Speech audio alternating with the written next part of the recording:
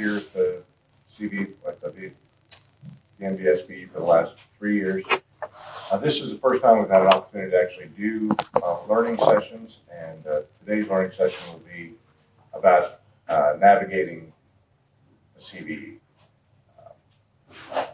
What I want the assumption is, rightly or wrongly, is that most of the folks that are here in the building got word of the NVSBE by way of that test. They were emailed by way of their registration. That's who I met. That's how I was alerted to it. The reason that I do this area of laws when I was here in 2013, like many of you with hat in hand, hoping to walk out of the NVSBE with a contract under my arm, what I ended up with instead was being exposed to sort of a public outcry. Every one of the learning sessions I would go to, a hand would go up in the air, and just invariably, one of the speakers, one of the keynotes would say, "Hey, make sure you're registered on CVE," and a hand would go in the air. And the question would come, well, we've tried several times. What can we do to make it simple? I had only recently then taken our firm through the CVE verification process. We are, by the way, for the purpose of qualification, we are a CVE verified SBA.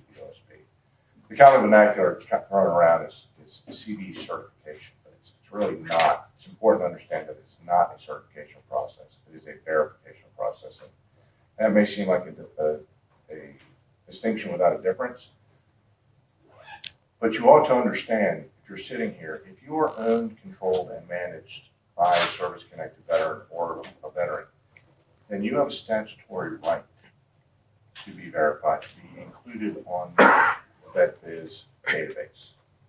And the value, because a lot of times when I field phone calls in this area, one of the first questions I'll get is, should I get verified? What's the value? And I think it starts there. Why should I take my firm through this, arduous process to get the verification? And I'll deal with that in the slide at the end, but I'll start with just by simply saying it turns on these three issues. One, do you want to do business? Do you want to compete for VA or FAA set-asides? It doesn't mean the question isn't, do I want to do business with VA or do I want to do business with the FAA? It's, do I want to be able to compete for those set-asides? The second reason to do it is branding. I took my firm through the CVE verification process. I think largely thinking it would make me eligible to compete for these contracts. But at the end of the day, what it's worked for me is what it's worked for our firm is in that branding space. It's helped. I've had a lot of veteran-owned businesses that want to do business with us because they know that we've been vetted by the VA, and they know that we are, in fact, owned, controlled, and managed by a service-connected veteran, and that veteran is me. So what we're going to do today is we're going to talk about, and someone help me today cleaning these slides up, but at the end of the day, what we're going to be focusing on is how to get through the CVE verification process as cleanly and easily as possible. I will tell you in advance, it will not be easy. It is not easy by design. There are about 19,000 self-verified service-disabled veteran-owned small businesses registered on SAM.gov. On CVE, on VetViz, or anywhere from 5,500 to 6,500, depending on when you search. When I last searched, it was about 5,500 SDVOSBs registered on VetViz. Another example in the state of Colorado. Colorado has moved to a set-aside program. They wrote it, in my view of the world, unwisely. They wrote the legislation that one of the requirements was that you be registered on VetViz. In the state of Colorado, there are 147 companies of any variety that are registered on VetViz. Comparatively, there are 1,100 that are self-certified or self-verified on SAM. So if you're looking at it from a public policy perspective, the state of Colorado has created this set-aside requirement, has 10% of the population that it really needs to be able to in order to be able to fulfill that requirement. So we're going to talk about navigating the CVE. We're going to talk about today the sequence of events, pampering the file, which is kind of what term of art we use, and then answering the request for information, answering the RFIs. where do I start? When I was putting this slide presentation together, I realized that almost everybody in the room has already done a line share this. So some of these slides move very quick. But in the event that you want to, either someone else handled it for you, or you come up for re-verification, one of the things that's important to understand why I put these slides in is there is a level of cohesiveness that needs to take place throughout the entire process. And it starts with the Secretary of State's website. One of the things that the CVE does is it acts as its own sort of investigative arm of the VA. One thing that a lot of people are surprised to find out is the CVE itself is not managed, or it's managed by the VA, but it's not staffed by the VA. It is a contract. GCC Technologies owns that contract. Prior to GCC Technologies, a company called Monterey owned that contract from about 2010, and they were replaced Christmas Eve 2014. So there was some continuity in that. There were some people that remained, but at the end of the day, you should understand it's a contracting agency whose job it is to have been charged by the VA to verify, and they're governed by 38 CFR 74, which is what lays out the requirements for being verified. But the first thing what they will do as part of their verification process, the first thing they'll do is they'll look at your Secretary of State's registration to make sure that it lines up and jives with the information that you're submitting to them on in your uploads. And we'll get to a slide later that shows the upload process. But so the first thing you have to do is obviously register your company with the Secretary of State. Now, many of you will probably have done that many years in the past. The reason I bring it up is it's important, and this is our Colorado Secretary of State website. The reason I bring it up is it's important to keep that current. So if you've changed your headquarters, you've changed your operation, if you're registered in several states, you have two principal places of residency as a company. One is the state in which you are organized, where you register with the Secretary of State, and the other residence you have as a company is your principal place of business. So if you're General Motors in it's 1960s and you're building cars in Detroit, but you're registered in Delaware because that's where 65% of publicly traded companies are registered, then you have two residencies, and that has to do with process and service and those kinds of things we're not going to delve into here. But make sure that when you're filling out your online application with the CVE, that you make sure that those distinctions are clear. So making sure that we are registered in the state of Colorado. We have no reason not to be. It's easy for us. It's local, and it makes sense. So we are a for-profit corporation. The other thing to keep in mind with this registration is that when you go to apply for the CVE, there's a drop-down menu, and it will ask you, are you an LLC? Are you an S Corp? Are you a C Corp? And that's a little bit of a false choice, because whether you're an S Corp or a C Corp has to do with your tax status. You could be an LLC and an S Corp, because S Corp, so the default tax position for an LLC is a partnership. You have to elect S Corporation. If you just submitted your documentation, your articles of organization on the Secretary of State's website as an LLC, and you didn't apply to the IRS, didn't send any further documentation, your CPA would default to filing your taxes as a partnership. You would get Schedule Ks. The reason that that's important is when you're documenting your file for the CVE, it will ask you for certain things, and you won't have them because of the structure of your company. It will ask under LLC, it will ask for Schedule Ks, for example. And you might have elected S Corporate status, or you might be an LLC that's elected S Corporation, and you click that, and it will ask you for bylaws. But your response will be a letter of explanation that states, we're an LLC, we're governed by an operating agreement, here's that operating agreement. Some of you will be tempted to say, well, I'm an LLC of one, I don't need an operating agreement, my state doesn't require that. Draft the operating agreement anyway. There's good reasons to do that outside of your verification with the CVE. One is if you ever want to add members to your organization, it's good to have governing documents in place anyway. So it starts with going through the Secretary of State's website. And the second piece is to get your DUNS number. That goes through iUpdate. And again, the reason I bring that up is to make iUpdate will populate or confirm your information through the Secretary of State's website. So if you have one address registered with the Secretary of State and you try to change that address on iUpdate, you'll likely get a rejection. It won't accept it because it will bump the information against the Secretary of State's I update done through Dun& Bradstreet. If you find yourself at a website that says, hey, we need money from you, you're at the wrong website. The best thing to do, I tell all the people that call me up, is just Google federal DUNS number, and that will pull up the Dun & Bradstreet. It'll pull up this page, the I-update, and that's free. No one's allowed to charge you money for registering to do business with the federal government. It's very important that you know that. There's one very rare exception, and that is the past performance documentation is required for a GSA schedule. That's also done through Dun & Bradstreet, and you can pay up to $200 to have that done. But generally, to do business with there's no charge for registering with SAM. There's no charge for registering for I-updates. If you find yourself on a page that's asking for your credit card number, you are in the wrong place. So register with Dun & Bradstreet. Again, making sure that Dun & Bradstreet, your I-update page jives, syncs up with your Secretary of State's documents, your article of organization. What that also means, ladies and gentlemen, is if you add a new member to your LLC or add a director and your state requires that kind of disclosure. One of the reasons that many publicly traded companies register in the state of Delaware is that they have very little requirements when it comes to disclosure.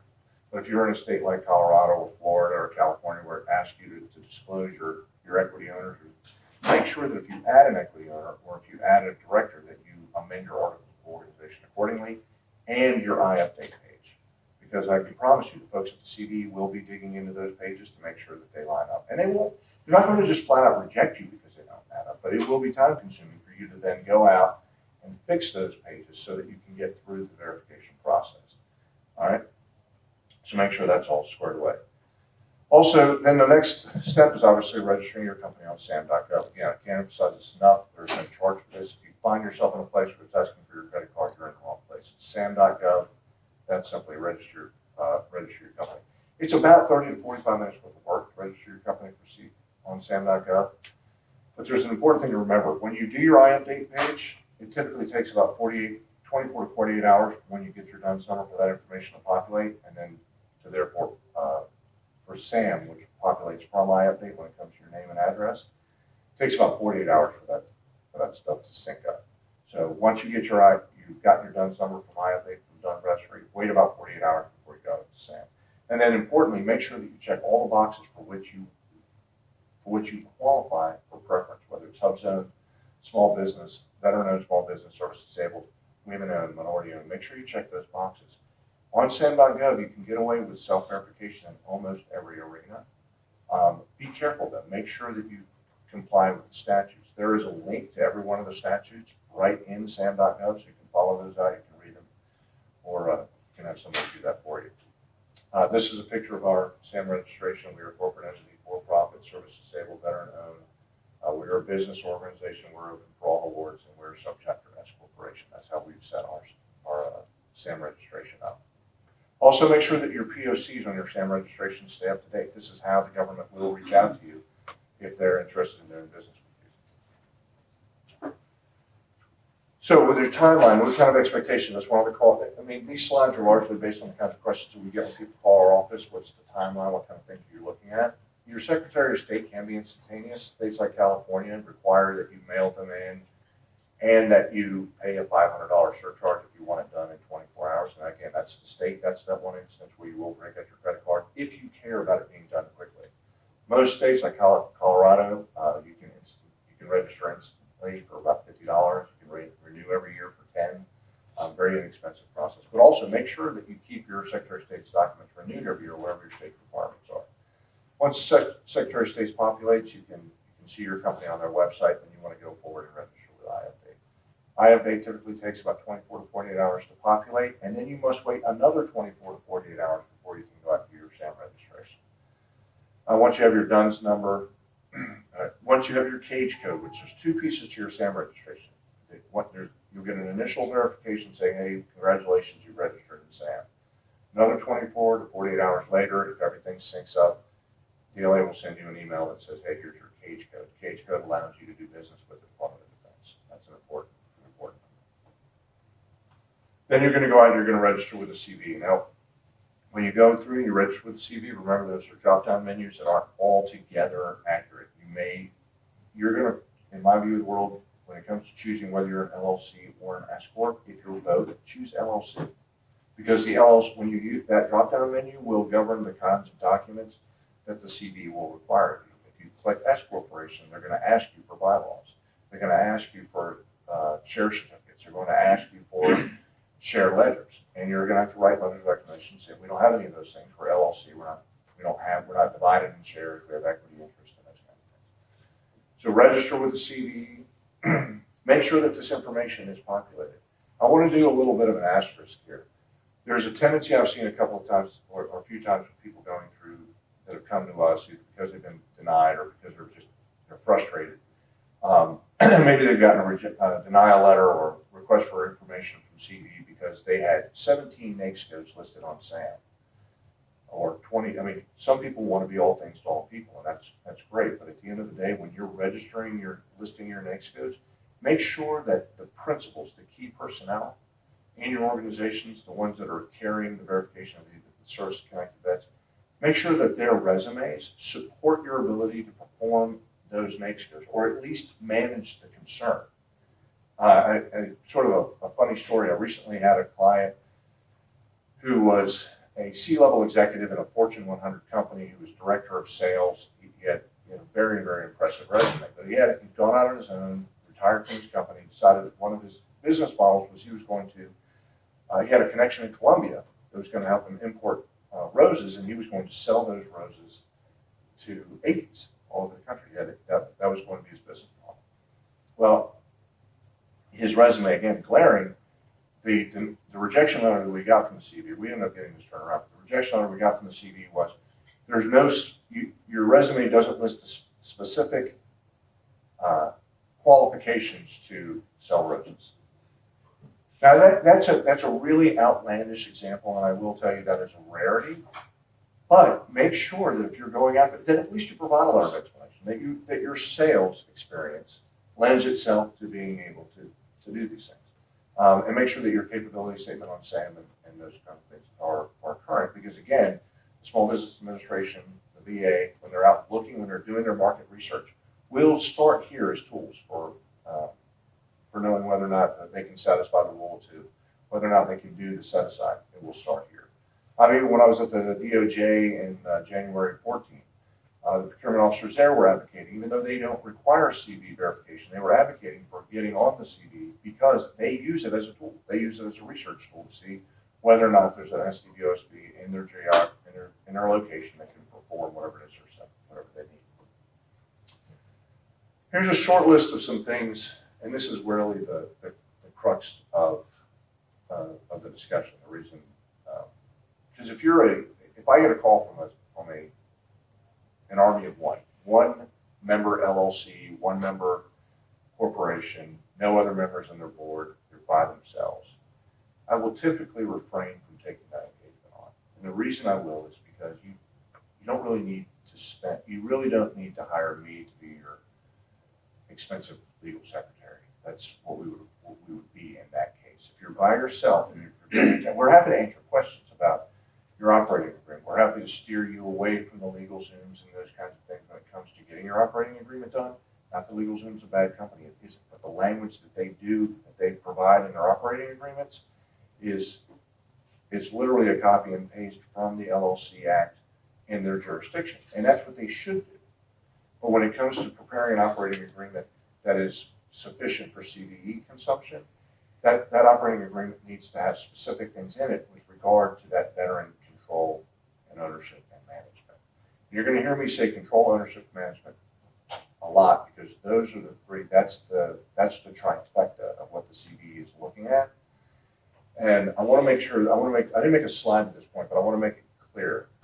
There are three requirements and three only, and that is management, ownership, and control. Those must be vested in a veteran or in a service disabled veteran.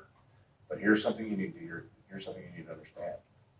It does not need to be vested in the same service disabled veteran or veteran for VOSB. And what I mean by that is, if I was a founder and owned my company outright, 100% firm, and I wanted to golf all day long, I could do that. And never show up to work. It's within my right. I can do firm be CVE verified, just so long as I hire a service-disabled general manager, for example, and that person does not have to have equity in my firm, but they do need to have the managerial experience, their resume needs to jive, they need to be actually able to do the work. Because you can doctor a resume, you can pad a resume, you will not get through a site visit. If they come out and do a site visit and interview your service-disabled veteran manager, and it turns out that service-disabled veteran manager doesn't know anything about the operations of your company, you're going to find yourself in a whirlwind. You're going to find yourself trying to fix what could potentially be unfixable. So what I will tell you is, and then the other piece is the chief executive officer. So the chief executive officer, chief position in the firm, that also has to be vested in the service-disabled veteran or veteran, depending on your status. But again, not the same veteran, and the chief executive officer does not necessarily need to be an equity owner in the firm. The chief executive officer, chief officer in the firm could be someone that is just, you name them. Sometimes, if you look at Fortune 500 companies, the chief executive officer could be someone who comes in 2 times a year, holds a board meeting, makes big decisions, or you could have very hands-on chief executive officers like the Steve Jobs of the world, so the founders, CEOs, and that's the ones we're most familiar with. But understand, from the chief executive officer standpoint, they are where the buck stops. That needs to be a veteran or a service-disabled vet, but it doesn't necessarily have to be the person who owns the operation. Also, your ownership doesn't have to be in a single individual, and it doesn't have to be almost all of the folks that come to me are some division of 5149. I've seen a few 51, 24 and a half, 24 and a half, something of that nature. Forgive me if my math is up this morning, but the point being, it doesn't have to always be that way. And understand, if you have an equity owner who owns more than 30% of your company, they're going to have to pony up their 3 years worth of corporate tax, 3 years worth of tax returns, personal and corporate, if they have ownership interest in another concern and another business. So the more ownership someone has in your company, and what we call a minority shareholder or minority owner in your company, the more they have to divulge, the more their resume needs to line up, and so forth and so on. That's distinct from having passive investors who simply want to believe in what you're doing. They want to contribute to your cause. They can be shareholders. They can be very small shareholders. Think about your ownership interest in AOL or Time Warner, right? You don't have any control over that company, but you are a shareholder in that company. And the same holds true in your company. And the CVE 38 CFR 74 makes way for both private and publicly traded companies. So while it might be difficult to define a mechanism where you could still be small and publicly traded, you could fall into both of those categories. You probably have to be in manufacturing, where size determinations are based on number of people building things versus the amount of money that you're making. But the things that complicate, multiple equity owners are one of those things that complicate. So that's the reason I brought that up. If you're by yourself, you ought to be able to navigate this process, and you're going to just need to persist and respond. Continue to advocate for yourself and continue to respond to the letter of explanation. They want to know, they want you to clean up your resume, clean up your resume. They want you to explain how you're able to, a very common request for information, someone goes out and starts a brand new venture, they keep their day job. That's very common and allowable. The regulations require that a veteran full-time managed concern consistent with industry standard. That does not mean you have to quit your day job, delve into poverty, and work feverishly on your new enterprise until you either succeed or die.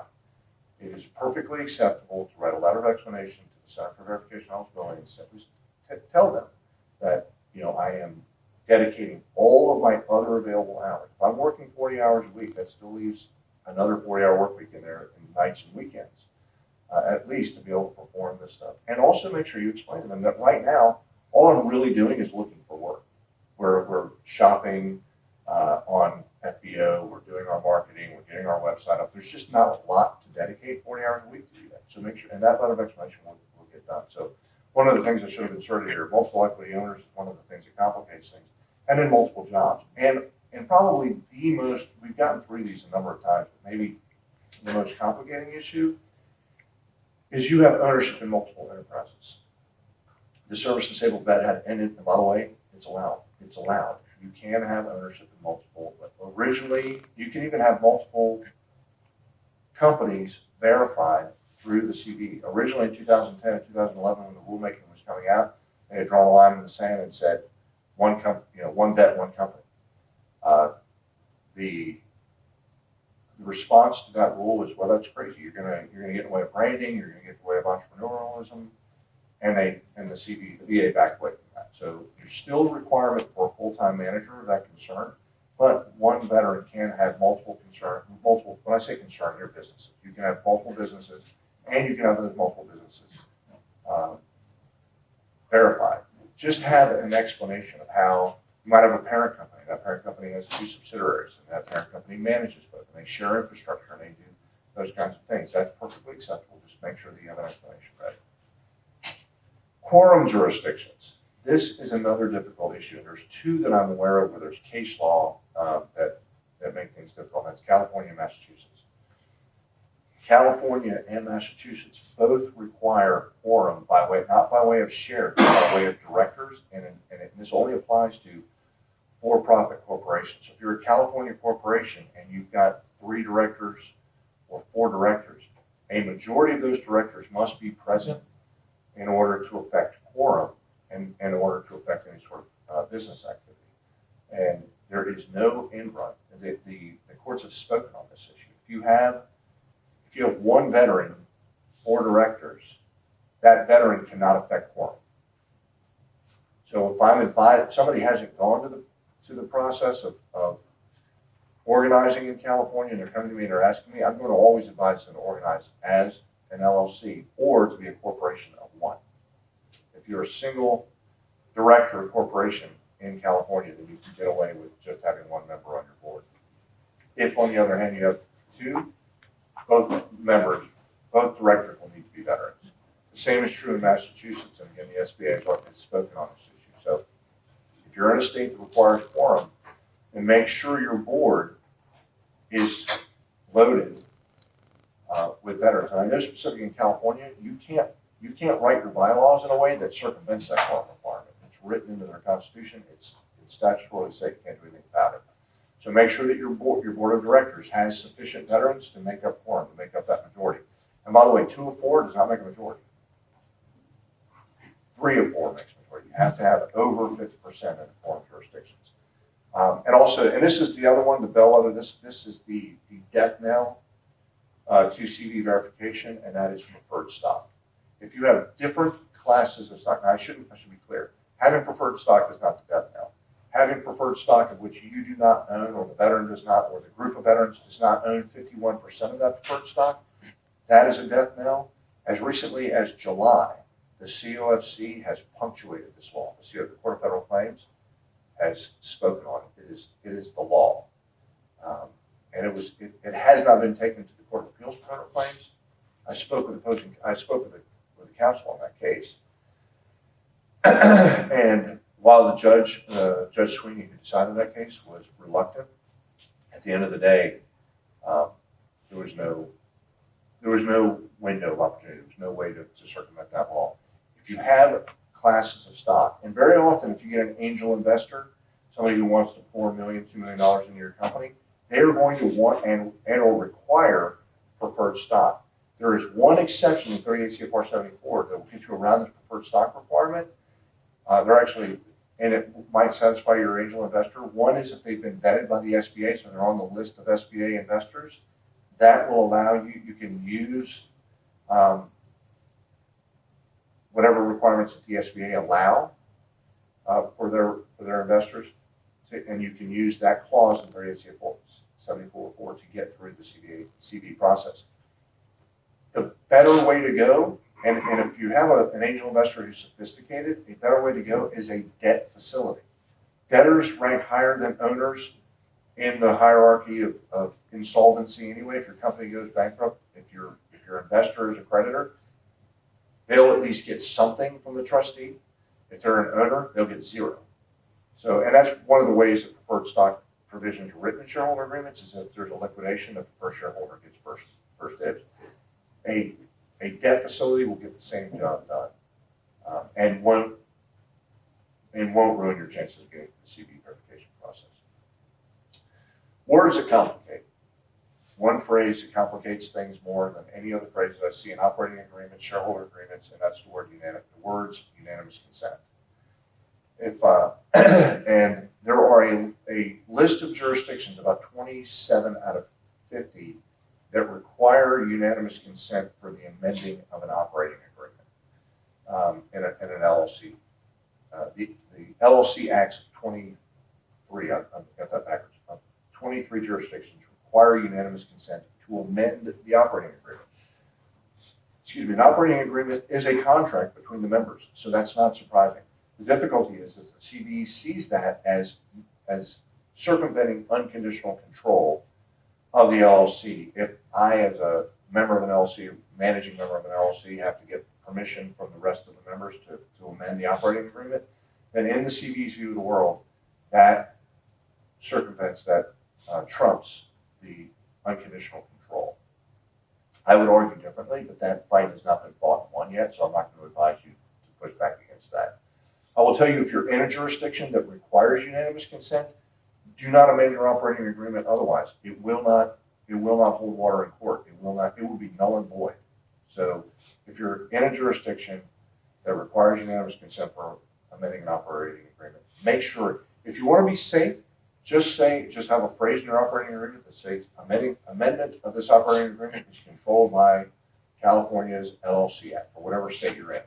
That way you don't have to put the language, you don't have to put the words unanimous consent, but you're defaulting to the LLC Act. And the way the CFR is written, the CVE cannot circumvent state law on operating agreements. We talked about this at the beginning. Why CVE? We talked, and that's basically circling back, and that is you want to do business with the VA and the FAA. And I want to put an asterisk by the FAA. The FAA elected to use CVE verification as part of its vetting process.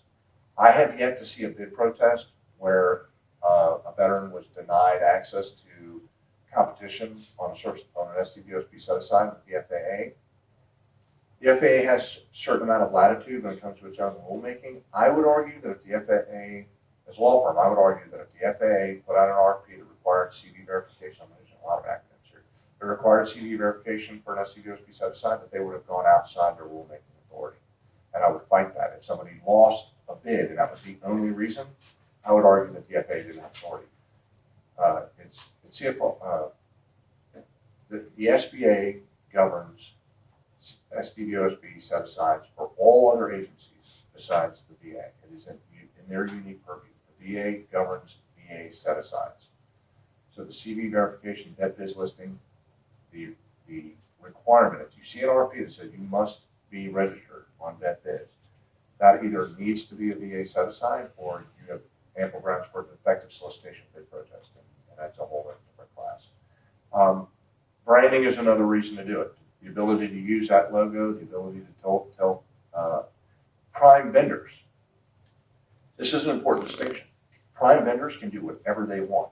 If prime vendors decide, if AT&T or Coca-Cola decide that they want to make sure that you're CVE verified, they can do that, and many do.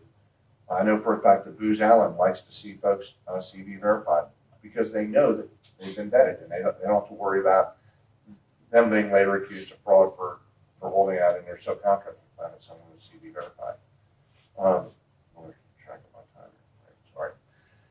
So, and then there's a list of states that also care about CVE verification. Colorado, in November of last year, created their own set-aside program. Their requirement was, and is still, that you must be on the VetViz registry. New York has its own set-aside program, as does California. They have their own verification process. Being verified through the CVE in New York, as an example, will streamline that process. There's a whole slew of documents you don't have to submit to the state of New York if you have a CVE letter of verification. California doesn't really care much about CVE verification. They have their own verification process. You have to submit your own documentation through them. You're eligible. You're susceptible to site visits in California the same way you are with the CVE. They obviously don't have the sort of staffing that the CVE does to do that kind of work, but it's still an issue. And then the last reason, again, is visibility. This is the easiest go-to. I mean, the one, whatever you have to say rightly or wrongly about the CVE, the VetViz database is very searchable. It's a very easy to search website. You can search whether someone is an SDUSB, USB, whatever NAICS codes they're doing business in, whether they're just doing business in Alabama or they're strictly in Alabama. They are located in Alabama. So you can do strict searches and non-strict searches. So it is a very good research tool for contracting officers who are necessarily trying to check the box on their market research. They can certainly use the SAM registry, but SAM doesn't have the kind of detail when it comes to capabilities that the SBA's website and CVE's website has. Because you might have a NAICS code on SAM, but you haven't unpacked, if you're 54110 Office of Lawyers, all you know about my office is that we have lawyers in it. You don't know whether we practice intellectual property law. You don't know whether or not we if we have, I just said intellectual property, whether or not we do government contracting work. You don't know, but if you go to the CVE's website, you can see our capability statements there, at least the clip-notes version of it, and you can find out there. Now, you could say the contracting officers should do more due diligence. They can go out to our websites, they can see if we're able, they can call us, they can send out a request for information, they can do a pre-solicitation or source of sought. But I know as an example in the business in San Francisco, that contracting officer was doling out up to 38 contracts a day. There's just a huge volume of work. Everything you can do to make that work easier for them is good for your company. So being registered on CVE is good for that reason. All right, so then there's lastly, and this is kind of a footnote, there are community property states. There's about 12. There's two that I'm most familiar with, one I live in and one is nearest, California and Colorado. If you're in a community property state and you are married, you're going to have to get a letter from your significant other that says, honey, I want you to understand that I love you to death, but if we get divorced, you don't get 50% of my business. Because in those jurisdictions, well, basically in the CVEs of the world, that circumvents, and that's been upheld in court, that circumvents the unconditional control concern. Again, if I were to litigate this, I would argue that that's something in the future, that it hasn't been, that you might in the future lose control. It hasn't happened yet, but that fight hasn't been fought in courts yet. So at the end of the day, you get the letter signed by your spouse that says, no, they're not divesting themselves of all of the property. They're simply saying they don't get the full 50%. They can still get 49%. They can still get something, but if they get the full 50, now the veteran doesn't own 51%. So get that letter signed, get it submitted as part of your packet. On the CVE website, they have a resource they refer to as their briefs that you can read. They have mixed levels of usefulness. The list of community property states, that's on their radar. So if you live in one of those states, make sure you get that document submitted. And then lastly, this is how to contact us. I'm Joe Whitcomb again. I'm founded Whitcomb Law. Brandon Slinsky up front is one of the partners in the firm. Some of you may have heard him speak earlier this week on intellectual property. And Dan McAuliffe, who's running around downstairs, I think, trying to collect our things. He deepens our bids considerably in the government contracting space. He's a JAG attorney. He's been doing government contract law for about 18 years. So I'm happy at this point to field any questions that anyone may have on the CVE or anything regarding government contracts. Two questions. First, do you see other legislation or other agencies going to make the CVE certification more government-wide? I understand the FAA elected to do that. Right. Is there a move afoot? And I would also like to point out, gentlemen, I met yesterday is from the CVE office right here. Correct. So we have a relative expert. I'll get to the second question later. So the answer to your first question is in my legal thinking, it would require formal rulemaking in order to get that done, which would be open for comment, which would have to go through the normal administrative law practice. In other words, they can't just, federal agencies aren't able to arbitrarily just simply elect something without new rulemaking, without putting that rulemaking in a public space and allowing people like you and I to comment on that rulemaking and say, look, this is why it's a good idea, why it's a bad idea. At the end of the day, it's their ultimate authority to do so, assuming they don't exceed their legislative authority, what's called the Organic Act, what Congress allowed them to do in forming the agency. Could the SBA do it and say that? So this is in the SBA's unique jurisdiction. I will tell you that the laws are afoot. So Congressman Kaufman, who lives in our backyard, he's in Aurora, he's pushed for the last 3 or 4 years to push the verification process from the CVE over to the SBA. That attempt has fallen flat. It's never made it even, I think, to a Senate vote. This year he's doing it again, but he's done it a little more piecemeal this time. Rather than trying to push the entire verification process over to the SBA, he's simply looking, and I think I agree with this aspect of it, he's looking to use the SBA's adjudicative process, because the SBA has an Office of Hearings and Appeals, which allows you to go in and tell your story, and allows you to have an administrative law judge make the determination whether the veteran actually has that control or ownership that's causing his company not get, his or her company not get verified. I think I'm in that camp. I would like to see an adjudicative process. I don't know that the SBA, I think the SBA probably has the history of, and the ALJs, the staffing, the pure logistics to get it done. And that would, at least from a procedural due process, allow the veteran to come in and tell their story and allow the administrative law judge to make a call. That's been tried several times. This year, it looks like it may get some traction. We'll see.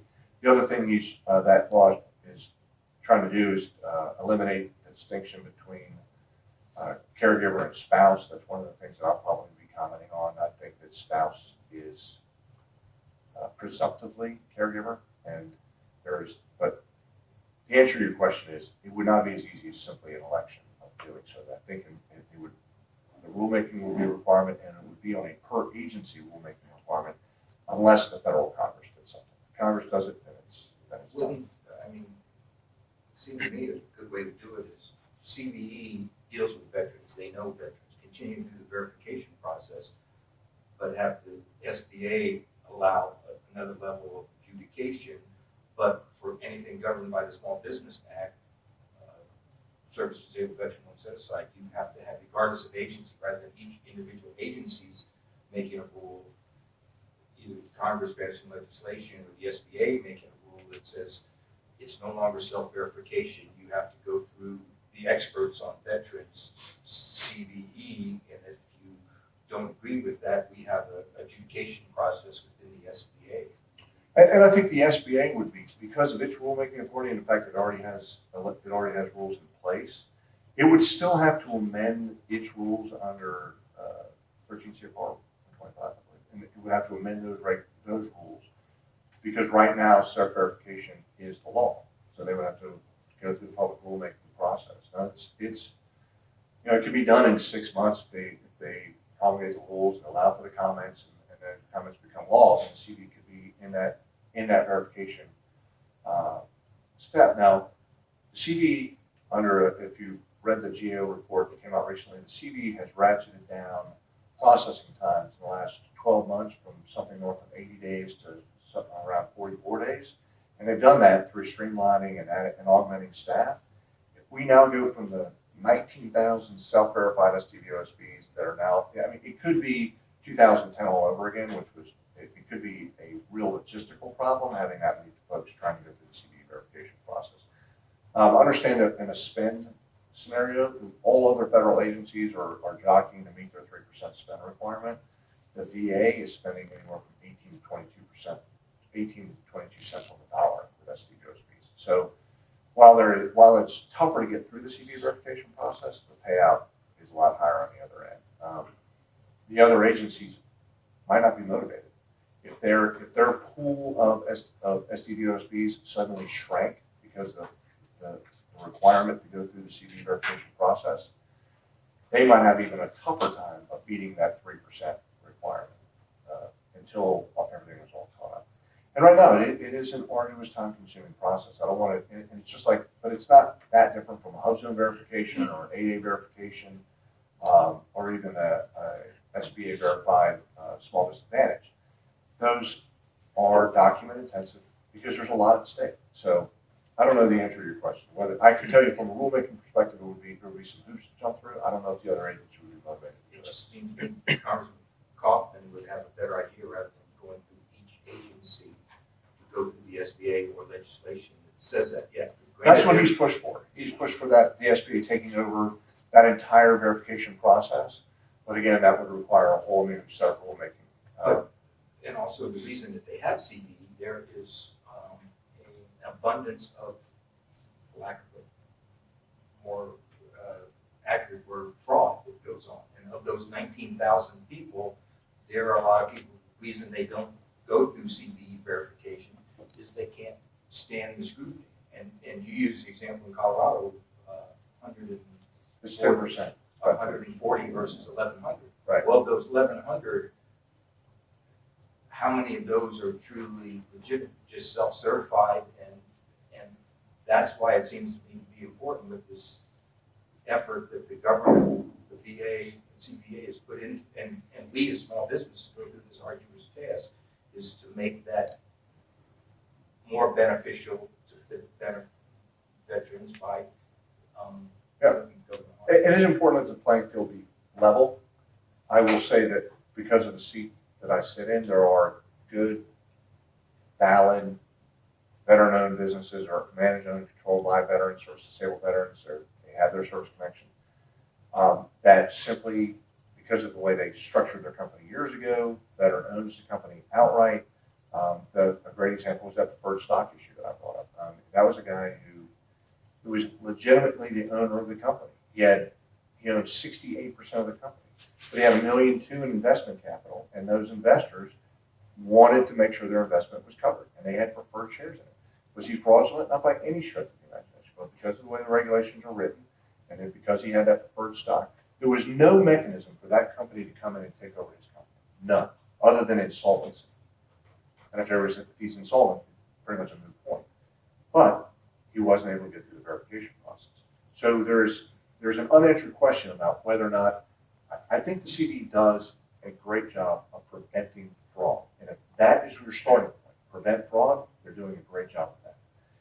If your starting point is let's make sure as many eligible veterans can get through the process as possible to compete for these service-disabled veteran small business set-asides, then there is an argument to be made, not to offend anybody in the room, there's an argument to be made that they are overly zealous in that regard. But that said, we have in the 50 or so veteran organizations, veteran businesses that we've represented over the last few years, we have had exactly 3 that we weren't able to get through the process. 2 were because of the preferred stock nonsense that we talked about, and there was just no end run. And we told them, you can amend your bylaws and you can get through, or you can amend your shareholder agreement and you can get through. It wasn't worth it. They elected not to amend their shareholder agreement. They elected not to go through. The other one was not deserving at all. It was the very first one that I did. They had been denied when they came to me, and it was a mess, and they had no business applying. But that was a situation where a fellow was working for his non-veteran construction contractor boss, and they decided, hey, here's a good idea. He's a veteran. Let's spin him off, make him his own company. I'll actually fund it. I'll actually provide all the staffing, I'll provide all the people. And when we delved into that, we just backed away from it. So that was the deal. When you have a puppet marionette scenario, that's a non sequitur. You shouldn't go there. But if you have the ownership, control, and management, fight for it. It's worth it. Look at it from the other way, though. It should be done. I think there's advocacy for both. I think there's an argument for both sides. I think that if you're a brand new startup and you're right out, I've seen the young Marine, for example, right out of just ETS, wanted to go start his own security company, had sufficient background, didn't really have the capital. He partnered up with a good buddy of his that he'd grown up with. There was no rent-a-vet scenario. It was just they knew each other, they were friends, they decided to go into business with one another. It turns out that the guy that he partnered up with was a pretty successful business guy. I mean, he wasn't Warren Buffett, but he was making 6 figures a year. He helped fund the thing, and it was out of goodwill. He wanted to help this vet get on his feet, get started, and start the security company. They're very successful right now, and they're CVE verified. But there was a lot of scrutiny as to whether or not this veteran had the financial wherewithal to run this concern at the beginning. He was a brand new startup. Anybody here, myself included, who started a firm realizes how difficult it is and how many times you're hat in hand with people that you may not even like but that you need to do business with in order to survive or make payroll. So there's some business realities. If I can. Go ahead, please. So, you brought up a good point with respect to, the rules and so forth. I was talking about it, that right now, 38 CFR Part 74 is up the conduct on the Federal Register. I don't know if you knew that. What's that? The 38 CFR rule change, Yeah. it's actually up on the register right now for public comment. Yeah, we're doing comments on by January And so, 14th on that. things like that you bring it up. Verification is not a means unto itself. I know deliberate intention make it hard just to be hard. You brought up a good point. About, we need to protect the integrity of the program. I don't know how many residents that I have come talk to me on a regular basis say, hey, yeah, we recognize it's tough, but we want it to be tough so that we can filter out some of these things. So what I would suggest to everybody in this room is that if there are aspects of 38 CFR that you think are not necessarily business friendly, right, to make those comments, because that's why it's on the register right now. We are mandated to follow the rules. Believe it or not, when a firm is denied and they request for reconsideration, it gets what we call a noble review, soup to nuts, and it goes through our legal review office, VA office of general counsel. So it's not, when you say CVE, it's not CVE in itself just saying, well, you both are working CVE, you reviewed the first time and said no, and let's go to you, you're gonna say no because you're protecting our interests. No, we have this review process that goes to OUC specifically so that we can make sure that we are on kind of even keel, that we are considering all the legal facets. So I would just strongly recommend to anybody and everybody who feels there are certain aspects of 38 CFR that are difficult and that maybe are too strenuous, please go put in a comment on the register. Because again, we want this program to be veteran friendly, but we also have a mandate to make sure that we maintain the integrity of the program. On that last point on the request for reconsideration, we didn't really get there. That was developed in 2013. It is a layer of adjudication, and it is reviewed. The signer on the request for reconsideration is the director, the interim director of the CVE program. Of the 40 or so folks that we've gotten through the verification process, a good dozen of those we've gotten verified through the request for reconsideration process, and it does elevate it up to a level of legal review. And there are some nuances when it comes to corporate governance that are best suited for legal eyes when it comes to whether or not an operating agreement is legitimate or whether or not it's okay to go outside the LLC Act of a particular jurisdiction. And a request for reconsideration, while it tacks on another 30 to 60 days to the verification process, don't stop short of that. If you feel like you ought to be verified, or you know someone who feels like they ought to be verified, use a request for reconsideration as a mechanism for that legal review. I think we're about out of time there. So, if there are any other questions, I saw a few of you taking pictures of our contact information. Some of you probably get our newsletters. We send those out about once a month. We're happy to field questions on this and anything else related to government contracts. Thank you very much, yes. Thank you.